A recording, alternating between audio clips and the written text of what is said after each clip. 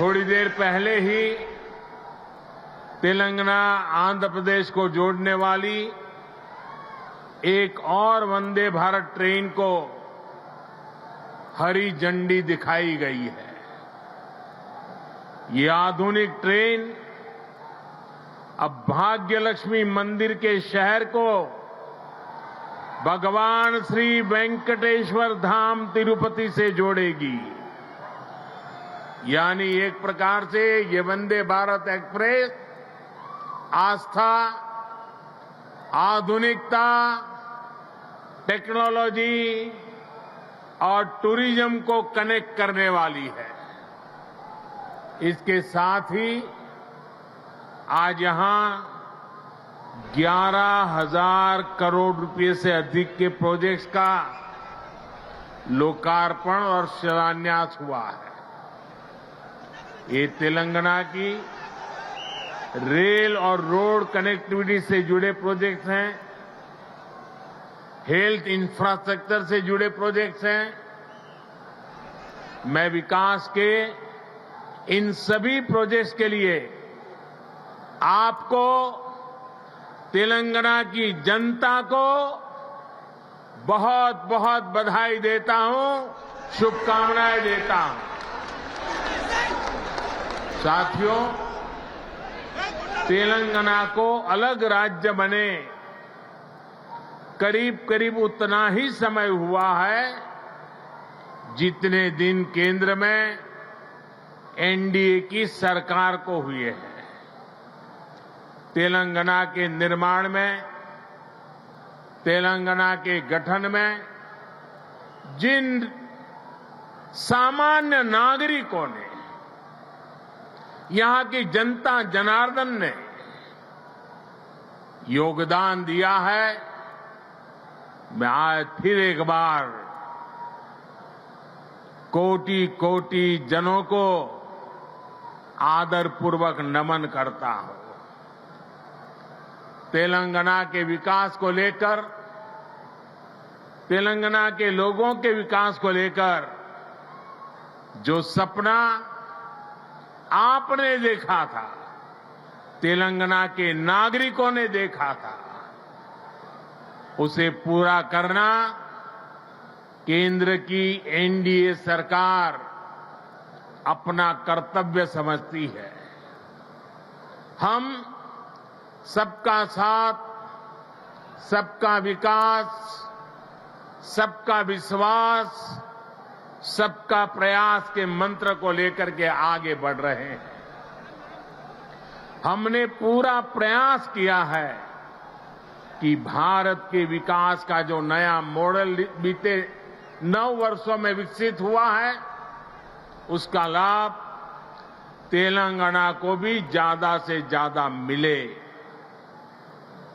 इसका एक उदाहरण हमारे शहरों का विकास है। बीते 9 वर्षों में हैदराबाद में ही करीब 70 किलोमीटर का मेट्रो नेटवर्क बनाया गया है।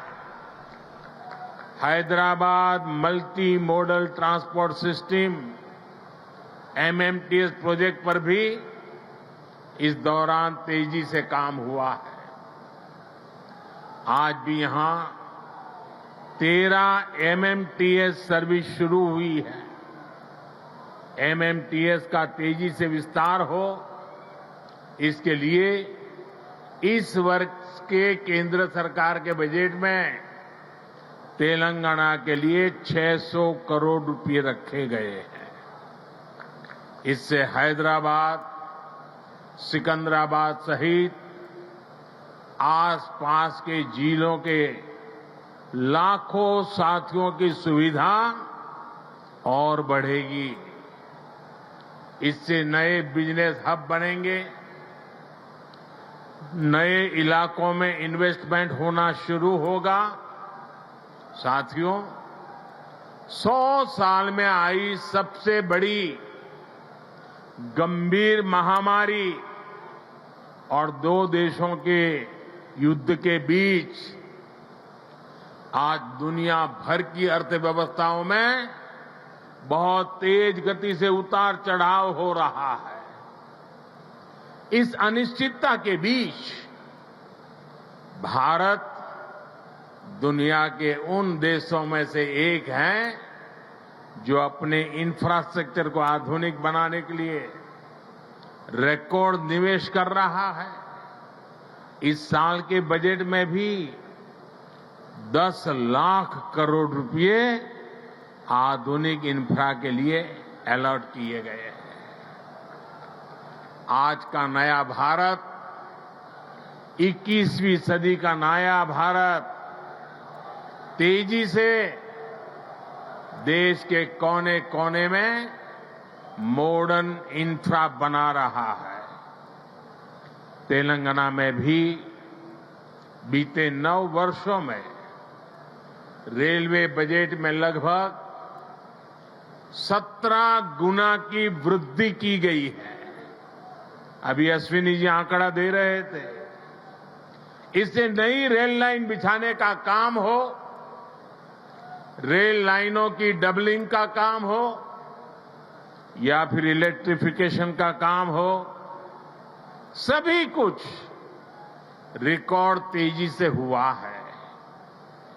आज जिस सिकंदराबाद और महबूबनगर के बीच रेल लाइन की डबलिंग का काम पूरा हुआ है, वो इसी का उदाहरण है। इससे हैदराबाद और बेंगलुरु की कनेक्टिविटी भी बेहतर होगी। देश भर के बड़े रेलवे स्टेशनों को आधुनिक बनाने का जो अभियान शुरू हुआ है, उसका लाभ भी तेलंगाना को मिल रहा है। सिकंदराबाद रेलवे स्टेशन का विकास भी इसी अभियान का हिस्सा है। साथियों, रेलवे के साथ ही केंद्र सरकार द्वारा तेलंगाना में हाईवे का नेटवर्क भी तेज गति से विकसित किया जा रहा है।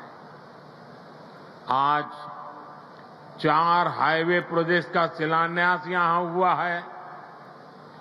2300 करोड़ की लागत से अक्कलकोट कर्नूल सेक्शन को हो, 1300 करोड़ की लागत से महबूबनगर चिंचोली सेक्शन का काम हो, करीब 900 करोड़ रुपए की लागत से कलवाकुर्ती कोल्हापुर हाईवे का काम हो, 2700 करोड़ की लागत से खम्मम देवरापल्ली सेक्शन का काम हो। केंद्र सरकार तेलंगाना में आधुनिक नेशनल हाईवे निर्माण के लिए पूरी शक्ति से जुटी है। केंद्र सरकार के निरंतर प्रयास की वजह से आज तेलंगाना में नेशनल हाईवे की लंबाई 2 गुनी हो चुकी है। साल 2014 में जब तेलंगाना का निर्माण हुआ था, तब यहां 2500 किलोमीटर के आसपास नेशनल हाईवे थे। आज तेलंगाना में नेशनल हाईवे की लंबाई बढ़कर के 5000 किलोमीटर पहुंच गई है। इन वर्षों में केंद्र सरकार ने तेलंगाना में नेशनल हाईवे बनाने के लिए करीब करीब 35,000 करोड़ रुपए खर्च किए हैं। इस समय भी तेलंगाना में 60,000 करोड़ रुपए के रोड प्रोजेक्ट्स पर काम चल रहा है। इसमें game changer Hyderabad ring road का प्रोजेक्ट भी शामिल है। साथियों, केंद्र सरकार तेलंगाना में इंडस्ट्री और खेती दोनों के विकास पर बल दे रही है। टेक्सटाइल ऐसा ही उद्योग है जो किसान को भी और मजदूर को भी, दोनों को बल देता है। हमारी सरकार ने देश भर में 7 मेगा टेक्सटाइल पार्क बनाना तय किया है। इनमें से एक मेगा टेक्सटाइल पार्क तेलंगाना में भी बनेगा। इससे युवाओं के लिए नए रोजगार का निर्माण होगा। रोजगार के साथ साथ तेलंगाना में शिक्षा और स्वास्थ्य पर भी केंद्र सरकार बहुत निवेश कर रही है। तेलंगाना को अपना एम्स देने का सौभाग्य हमारी सरकार को मिला है। एम्स बीबी नगर से जुड़ी अलग अलग सुविधाओं के लिए भी आज काम शुरू हुए हैं। आज के ये प्रोजेक्ट तेलंगाना में ease of travel, ease of living और ईज ऑफ डूइंग बिजनेस तीनों को बढ़ाएंगे। हालांकि साथियों, केंद्र सरकार की इन कोशिशों के बीच मुझे एक बात के लिए बहुत पीड़ा है, बहुत दुख होता है, दर्द होता है। केंद्र के ज्यादातर प्रोजेक्ट्स में राज्य सरकार से सहयोग न मिलने के कारण हर प्रोजेक्ट में देरी हो रही है, विलंब हो रहा है। इससे नुकसान तेलंगाना के लोगों का, आप लोगों का हो रहा है। मेरा राज्य सरकार से आग्रह है कि वो विकास से जुड़े कार्यों में कोई बाधा न आने दे, विकास के कार्यों में तेजी लाएं।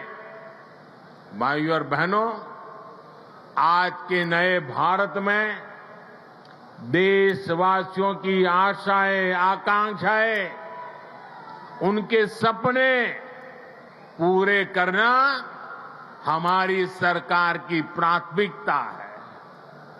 हम दिन रात मेहनत करके इसी कोशिश में जुटे हैं, लेकिन कुछ मुट्ठी भर लोग विकास के इन कार्यों से बहुत बौखलाए हुए हैं। ऐसे लोग जो परिवारवाद, भाई भतीजावाद और भ्रष्टाचार को पोषित करते रहे, उन्हें ईमानदारी से काम करने वालों से परेशानी हो रही है। ऐसे लोगों को देश के हित से, समाज के भले से कोई लेना देना नहीं है। ये लोग सिर्फ और सिर्फ अपने कुनबे को फलता फूलता देखना पसंद करते हैं।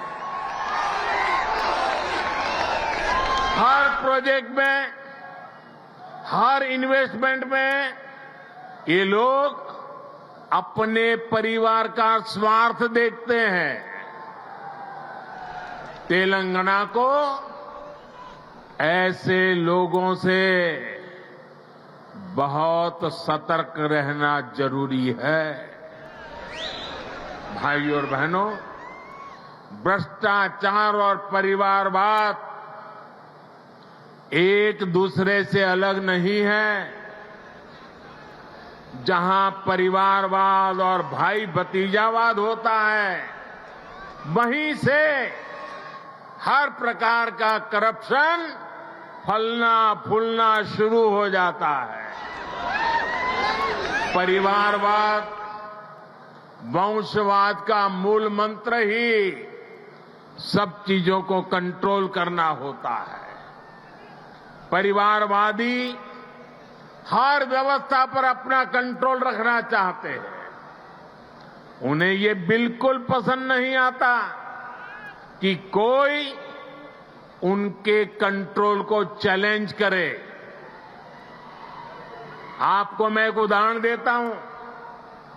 आज केंद्र सरकार ने डायरेक्ट बेनिफिट ट्रांसफर डीबीटी व्यवस्था विकसित की है। आज किसानों को, विद्यार्थियों को, छोटे व्यापारियों को, छोटे कारोबारियों को आर्थिक मदद का पैसा सीधे उनके बैंक खाते में भेजा जाता है। हमने देश भर में डिजिटल पेमेंट की व्यवस्था बढ़ाई है। आखिर ये पहले क्यों नहीं हो पाता था? ये इसलिए नहीं हुआ क्योंकि परिवारवादी ताकतें व्यवस्था पर, सिस्टम पर अपना कंट्रोल छोड़ना नहीं चाहते थे। किस लाभार्थी को क्या लाभ मिले, कितना मिले, इसका नियंत्रण ये परिवारवादी अपने पास रखना चाहते हैं। इससे इनके 3 मतलब सत्य थे। एक, इनके ही परिवार की जय जयकार होती रहे। दूसरा, करप्शन का पैसा इनके परिवार के पास ही आता रहे। और तीसरा, जो पैसे गरीब के लिए भेजे जाते हैं वो पैसे इनके भ्रष्ट इकोसिस्टम के अंदर बांटने के काम आ जाए। आज मोदी ने भ्रष्टाचार की इसलिए जड़ पर प्रहार कर दिया है। मुझे तेलंगाना के भाई बहन बताइए, आप जवाब देंगे? आप जवाब देंगे? भ्रष्टाचार के खिलाफ लड़ना चाहिए कि नहीं लड़ना चाहिए? भ्रष्टाचारियों के खिलाफ लड़ना चाहिए कि नहीं चाहिए? देश को भ्रष्टाचार से मुक्त करना चाहिए कि नहीं करना चाहिए? कितना ही बड़ा भ्रष्टाचारी हो, कानूनी कदम उठाने चाहिए कि नहीं उठाने चाहिए? भ्रष्टाचारियों के खिलाफ कानून को काम करने देना चाहिए कि नहीं करने देना चाहिए? और इसलिए ये लोग तिल मिलाए हुए हैं। बौखलाहट में कुछ भी किए जा रहे हैं। कुछ दिन पहले तो ऐसे कई राजनीतिक दल को अदालत में चले गए, कोर्ट के पास पहुंच गए थे कि हमें सुरक्षा दो। ये हमारे भ्रष्टाचार की किताबें कोई खोले नहीं, कोर्ट के पास गए। कोर्ट ने वहां भी उनको झटका दे दिया और क्या वापस भेज दिया। भाई और बहनों, जब सबका साथ, सबका विकास की भावना से काम होता है तो सच्चे अर्थों में लोकतंत्र मजबूत होता है। तब वंचितों, शोषितों, पीड़ितों को वरीयता मिलती है। और यही तो बाबा साहब आम्बेडकर का सपना था। यही तो संविधान की सच्ची भावना है।